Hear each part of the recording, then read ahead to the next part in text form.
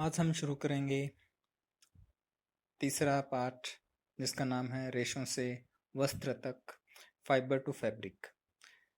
आपको नाम सुनकर कुछ याद आया होगा। छठी क्लास में आपने बिल्कुल यही पाठ पढ़ा था, नाम भी यही था, फाइबर टू फैब्रिक। और मैंने आपको जब छठी क्लास में ये सारे पाठ पढ़ाए थे तो आपको एक बात बोली थी कि आने वाली हर एक क्लास में ये पाठ दोबारा से आएंगे, ये आपको दोबारा पढ़ना पड़ेगा। तो आइए दोबारा शुरू करते हैं रेशों से वस्त्र तक।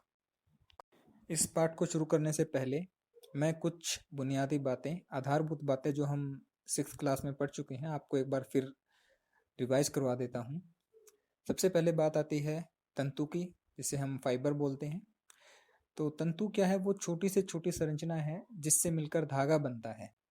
ये तंतु या रेशा कहलाती है। जो आपको साइड में फोटोग्राफ दिख रही है, चित्र दिख रहा है, उसके अंदर बहुत सारे छोटे छोटे और पतले पतले तंतु है और तंतुओं को आपस में काटने से धागा बनता है। थोड़ा याद कीजिए। अगर आपको ये चीजें ध्यान नहीं आ रही है तो आप छठी क्लास का वीडियो जाकर देखिए, तीसरे पार्ट का। उसके अंदर आपको सारी जानकारी दोबारा से मिल जाएगी। और धागों को बुनने से कपड़ा बनता है या फिर रील वाला धागा बनता है। ये सारी बातें जो हमने छठी क्लास में पढ़ी थी। हमने पढ़ा था तंतुओं का वर्गीकरण। तो तंतु दो प्रकार के थे, कृत्रिम तंतु व प्राकृतिक तंतु। कृत्रिम तंतु जो मनुष्य द्वारा प्रयोगशाला में बनाए गए हैं, प्राकृतिक तंतु जो हमें प्रकृति से मिलते हैं। प्रकृति से हमें दो प्रकार के तंतु मिलते हैं, पादप तंतु व जांतव तंतु। पादप तंतु कौन से थे? आपको याद होगा, जो हमें पौधों से मिलते थे, और जांतव तंतु हमें जंतुओं से या जानवरों से मिलते थे। 7वीं क्लास के अंदर जब हम ये पाठ पढ़ेंगे, उसके अंदर हमारा मुख्य फोकस रहेगा जांतव रेशों के ऊपर, यानी कि एनिमल फाइबर्स। ऊन व रेशम दो ऐसे जांतव रेशे हैं जो हम बहुत ज़्यादा प्रयोग करते हैं, यानी कि वूल एंड सिल्क।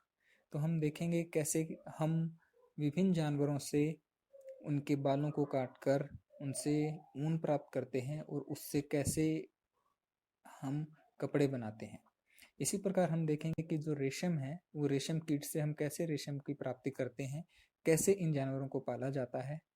ये सभी बातें हम इस अध्याय के अंदर पढ़ेंगे। तो आइए हम शुरू करते हैं ऊन से। आपको याद होगा कि ऊन हमें कौन कौन से जानवरों से मिलती है। याद कीजिए और लिखिए कि ऊन आपको कौन कौन से जानवरों से मिलती है। अब इन जंतुओं की जो त्वचा होती है, उसके ऊपर बालों की एक मोटी परत होती है। सबसे पहला प्रश्न यही उठता है कि इन जानवरों की त्वचा के ऊपर इतने ज्यादा बाल क्यों होते हैं? बहुत साधारण सा उत्तर है इसका, आपको भी पता होगा। क्योंकि सर्दियों के अंदर ठंड से बचने के लिए इन बालों के अंदर हवा भर जाती है, और जैसा कि आपको पता है, हवा ऊष्मा की कुचालक है, वो अपने अंदर से ऊष्मा को नहीं जाने देती। इस कारण इन जानवरों को सर्दियों के अंदर सर्दी नहीं लगती, और इसी कारण इन जानवरों की जो त्वचा है या जो आवरण है, उनके ऊपर बालों की एक मोटी परत होती है। अब इनकी त्वचा पर दो तरह के रेशे होते हैं। इन बालों को हम रेशे कहते हैं, और दो तरह के रेशे होते हैं। एक तो दाढ़ी के रूखे बाल। जो दाढ़ी के रूखे बाल होते हैं, आप कभी देखना बकरी या भेड़ को, उनके जो मुंह के ऊपर थोड़े थोड़े लंबे लंबे बाल मिलेंगे, वो थोड़े सख्त और रूखे बाल होते हैं। उनसे हम वस्त्र नहीं बना सकते। दूसरे होते हैं त्वचा के निकट तंतु रूपी मुलायम बाल। ये वो बाल है जिनसे हम वस्त्र बनाते हैं, ऊन बनाते हैं। तो दो तरह के बाल होते हैं। आप भी अपने पापा चाचा की देखिए, उनके सिर पर जो बाल हैं वो थोड़े नरम होते हैं, जो उनके दाढ़ी या मूंछों के बाल है वो थोड़े सख्त होते हैं। तो इसी तरह जो ये जानवर होते हैं, इनके जो त्वचा पर बाल होते हैं, उन्हीं से हम ऊन बनाते हैं, और वो थोड़े से मुलायम और तंतु रूपी बाल होते हैं जिनको कि हम काट सकते हैं। अब थोड़ी सी हम चर्चा करते हैं ऊन देने वाले पशु। आपने लिख लिए होंगे, आप जरा देखिए। भेड़, बकरी, याक, ऊंट, खरगोश व लामा व अल्पका।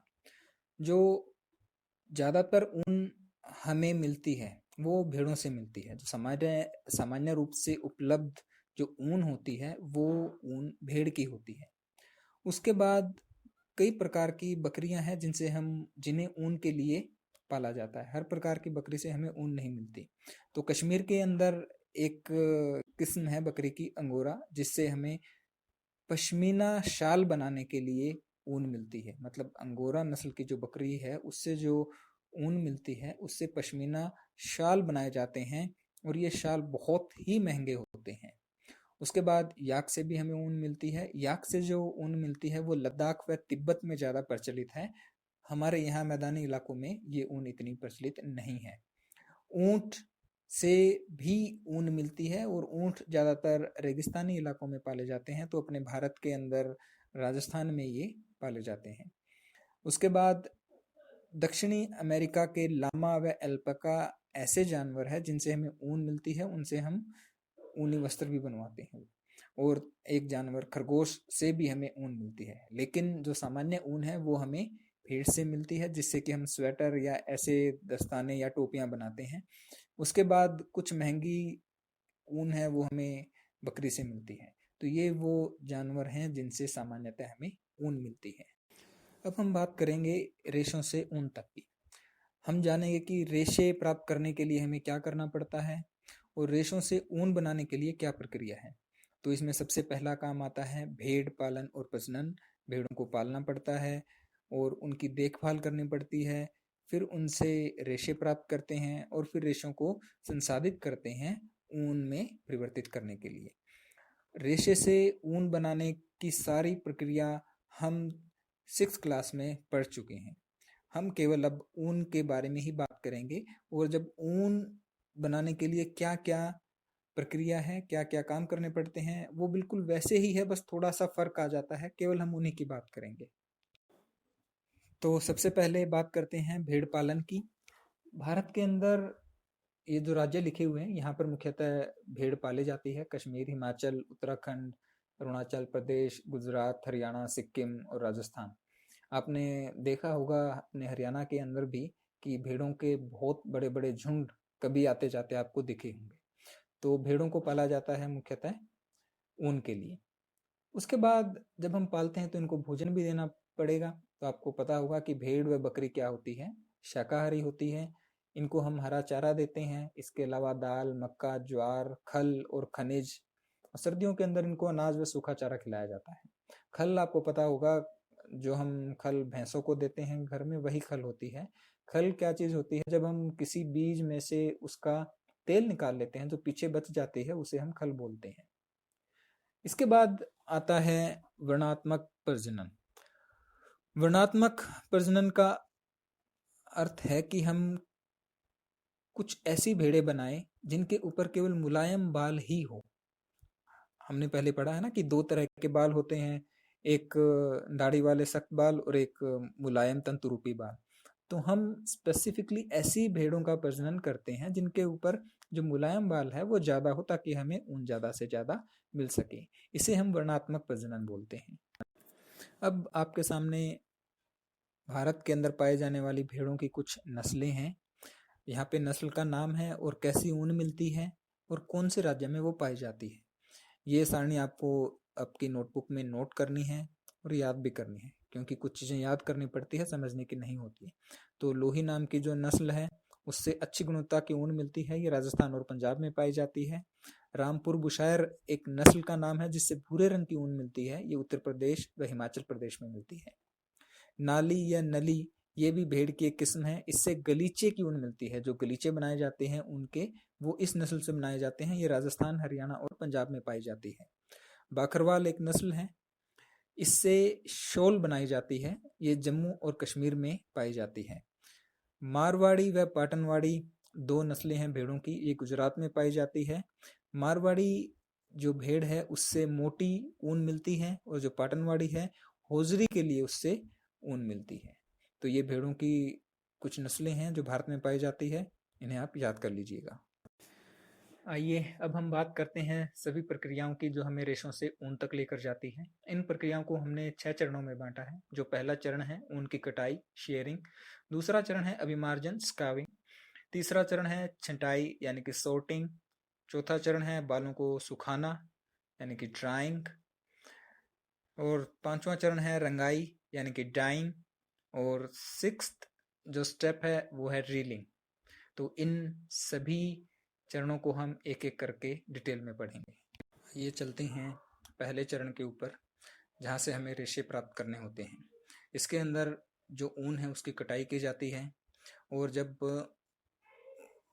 भेड़ के बाल काटे जाते हैं तो ये बाल एक मशीन द्वारा काटे जाते हैं। बिल्कुल वैसी मशीन होती है जैसे आपने कभी नाई के पास देखी होगी, जो कि बाल काटने के लिए इस्तेमाल करता है। आपको मैं एक वीडियो दिखाऊंगा, उसके अंदर देखेंगे कि कैसे भेड़ के बाल काटे जाते हैं। इसके साथ एक त्वचा की परत भी उतर जाती है जो कि मृत त्वचा होती है। इससे भेड़ को दर्द नहीं होता। जैसे हमें बाल कटवाने पर दर्द नहीं होता है, ऐसे भेड़ को भी बाल कटवाने पर दर्द नहीं होता है।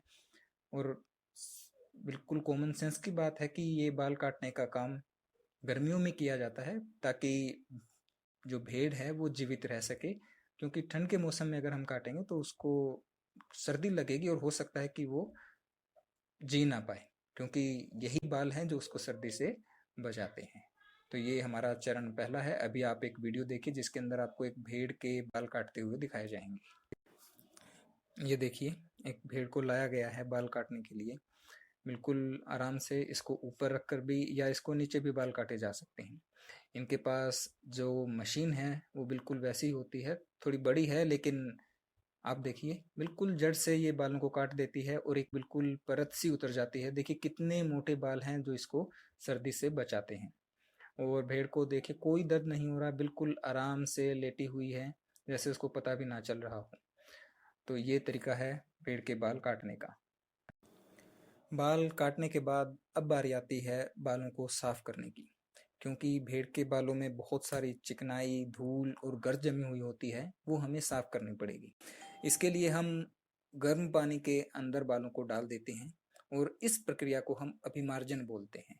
यानी कि भेड़ के बालों की धुलाई को ही हम अभिमार्जन या स्काविंग बोलते हैं।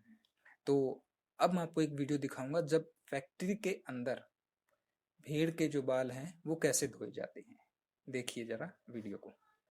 ये देखिए सारे भेड़ के बाल हैं, बिल्कुल गर्म पानी में इनको डाला जा रहा है और ये इनको धोया जा रहा है ताकि इससे सारी गर्द चिकनाई निकल जाए। धुलाई के बाद बात आती है छंटाई की। छंटाई की जाती है क्योंकि सारे बाल हैं वो एक जैसे नहीं होते, कुछ छोटे बाल होते हैं, कुछ बड़े होते हैं। तो इनमें से जो रोएदार बाल होते हैं जिनसे अच्छी ऊन बन सकती है, उनको छांट कर कारखानों में भेज दिया जाता है और वहाँ भी विभिन्न गठन वाले बालों को अलग अलग किया जाता है। जो मोटे बाल हैं उनको अलग किया जाता है, लंबे बाल हैं उनको अलग किया जाता है, क्योंकि उन्हीं से उन पर ही निर्भर करता है कि उनसे क्या बनाया जाएगा। तो ये अपना तीसरा चरण पूरा होता है छंटाई यानी कि सोर्टिंग का। अब बात आती है चौथे चरण की। बालों को सुखाया जाता है, क्योंकि अब हम अलग अलग गठन के बाल अलग अलग कर चुके हैं, अब इनको सुखाया जाता है। और इनमें इससे पहले जो कोमल व फूले हुए रेशे हैं उनको छांट लिया जाता है। आप अगर थोड़ा सा याद कर पाए तो आपकी स्वेटर पर कई बार छोटे छोटे दाने आ जाते हैं, ऊनी कपड़ों के ऊपर, शॉल के ऊपर भी आ जाते हैं, कंबल पर भी आ जाते हैं। उन्हें बर कहते हैं और अपने यहाँ उनको बूर भी कहते हैं। तो उन छोटे छोटे दानों को अलग कर लिया जाता है। इसके बाद जो बाल बचते हैं उन्हें हम आगे काटने के लिए भेज देते हैं। चरण 5 आता है। काटने से पहले हमें जो बाल हैं उनको रंगना पड़ता है, क्योंकि जो सामान्यतः ऊन मिलती है वो या तो सफ़ेद रंग की होती है, काले रंग की होती है या भूरे रंग की होती है। लेकिन जो हम कपड़े पहनते हैं वो तो बहुत सारे रंगों के होते हैं। तो इतने सारे रंग प्राप्त करने के लिए हमें उनकी रंगाई करनी पड़ेगी। तो मशीनों के अंदर डाल के उनको हम अपने मनचाहे रंगों में रंग लेते हैं। उसके बाद इनसे धागा बनाने के लिए हम आगे फैक्ट्री में भेज देते हैं। अब हमारा अंतिम चरण यानी कि चरण 6 आ गया है। इसके अंदर हमें रंगे हुए बाल मिल चुके हैं। उससे अब हम रीलिंग करेंगे, जो अपना अंतिम चरण है। रीलिंग के अंदर हम बालों से या रेशों से धागा बनाएंगे, उनके धागे बनाएंगे। इसमें रेशों को सीधा करके सुलझाया जाता है, फिर उनको लपेट लपेट कर धागा बनाया जाता है। अब अपने को दो तरह के रेशे मिलते हैं, एक छोटे और एक लंबे। जो छोटे रेशे हैं उनसे हम सीधे ऊनी वस्त्र बना लेते हैं, और जो लंबे रेशे हैं उनसे ऊन बनाई जाती है, और ऊन को बाद में हम बुनते हैं, जिससे हम अपने स्वेटर या टोपी या दस्ताने कुछ भी बना लेते हैं। तो यहाँ से अपना सफ़र शुरू होता है, जो भेड़ को पालने से लेकर उससे बाल काटने तक, अभिमार्जन, फिर छंटाई, रंगाई और उसके बाद रीलिंग। अब अपने पास ऊन तैयार है या ऊन से बने हुए वस्त्र तैयार हैं। इसके बाद हम आते हैं मूल्यांकन पर। ये अपना पहला पार्ट है, पहला भाग है। इसके बाद एक और रेशा बचता है सिल्क या रेशम का, वो हम दूसरे भाग में करेंगे। उससे पहले आपके लिए कुछ प्रश्न हैं जो आपको ये बता पाएंगे कि आप कितना सीख पाए हैं। तो इन जो मूल्यांकन है इसको आप कीजिए, और अपनी नोटबुक में सभी क्वेश्चंस के आंसर लिख लीजिए। अगर आपको कुछ नहीं समझ आता है तो आप मुझसे पूछ सकते हैं। धन्यवाद।